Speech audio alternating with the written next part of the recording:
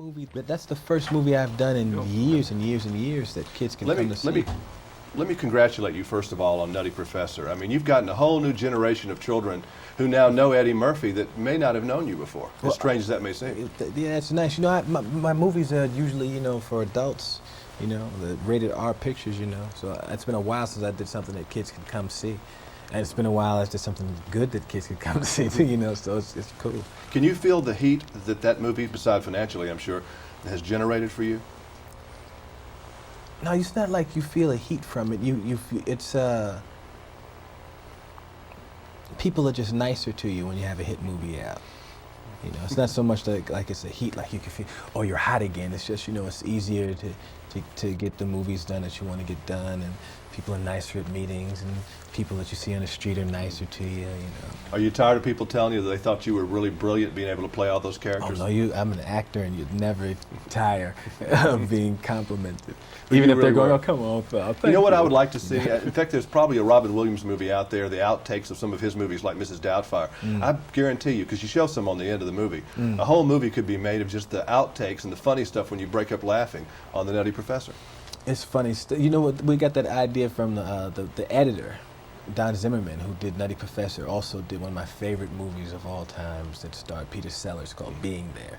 And that was when, at the end of the movie, when they did all the outtakes, I said, oh, I love that in Being There. He said, how about we use outtakes? And it worked perfect.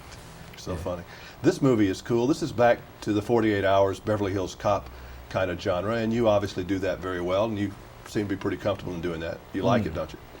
Yeah, I like to be able to go and do do a action, gritty, macho popcorn movie. Yeah, I like that, you know, and I like it when this movie gave me the opportunity to play like more of a dramatic role than I've ever played before. I've never played anything this heavy where, you know, I'm a serious. Even Axel Foley is a cop, but there's a lightness to him. You know, he goes in and out of character, and there's voices and stuff. And the funny stuff that this guy does in the movie is like in a real conversation with his girlfriend, the type of playful conversation you would have with your wife or something. You know, that's the type of funny stuff that happens. But the serious stuff is really serious. I never played anything like that. So it was, I really got into it. I really liked it. I was talking to Thomas Carter, the director, about this, that, you know, a lot of people don't know what to expect when they're around Eddie Murphy, maybe for the first time. I think they expect to either see buckwheat or they expect to see... No one expects to see buckwheat when they expect to see something funny. I don't think anyone expects to see buckwheat when they see it. They expect a funny Eddie Murphy, you know, the really wild and crazy, almost like a Steve Martin wild and crazy guy. And you are a pretty serious guy, and you do turn it on, though, when the camera comes on. I'm sorry, I'm still... You really think that people would actually think he's going to go in and he's going to be dressed as buckwheat? We can't get past the buckwheat part, okay. No, not dressed as buckwheat. I'm thinking being the funny guy that buckwheat was. Do you kind of feel the need sometimes to have to turn on to be the Eddie Murphy that they expect sometimes? No, not you don't at ever all. feel I'm that not pressure? even, I don't even, I know when audiences go to see a movie, an audience is, they're consumers. And a movie, just like you go to the store and you get a certain product, you want a product to be a certain thing. When you go see an Arnold Schwarzenegger movie, you want to see an Arnold Schwarzenegger movie.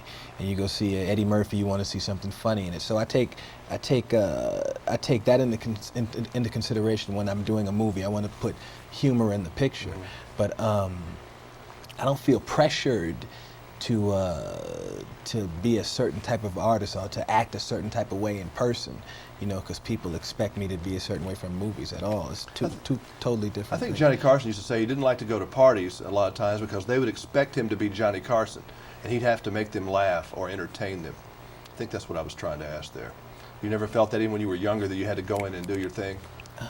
Because it's naturally, if I'm in a room full of people and we all start talking, you know, I'm not a shrinking violet at all. I'm not, I get into the, you know, and my personality is I'm a comedian, you know, so it's not like most comedians are always trying to make everybody in the room laugh, and I'm not someone who's like, oh I got this comedic talent in the box and I just let it out, you know. Yes, if I'm in a room full of people, I'm who I am. I'm this person all the time. I'm not wild and crazy. I'm not performing all the time, but my sense of humor is always, you know. Where's Eddie the singer? Is he like asleep? No, not at all. I record record constantly. I have a band called Peasy Heads, and I probably since the last time I put out an album, I must have recorded 60 songs. Really? Yeah, I just keep going and I'd going. like to hear those again, because I always thought, Eddie, I thought you had a lot of potential in that. You know, when hadn't really marketed when I yet. put my music out again, it'd probably be with the band, because people get so weirded out, you know, to see when you see an actor singing, they usually think, oh, it's just some vanity thing, or why is that guy singing, or what is it? And my music is, it's not about my singing. I sing because, you know, I wrote it and I did it in my studio, you know, but it's more about the composition. I enjoy making music. I compose, I write, I play piano, and I play guitar, and I like to make music, you know. Finally, don't let Denzel Washington do this. I'm telling you now. When you get a little older, do the James Brown story. You do it. Don't let Denzel or somebody else steal that. Denzel Washington as James Brown? I'm just saying, he wants to do everything. You know, he's going to be the man for everything. You take that from anybody, because I think you'll do that good. Hit me. I can hear you do that. Denzel as James Brown, that would be odd. Yes, right. That would be an odd That's right. movie. Well, bye. We're done. Hit me. I can hear Denzel going there now. Stop tape.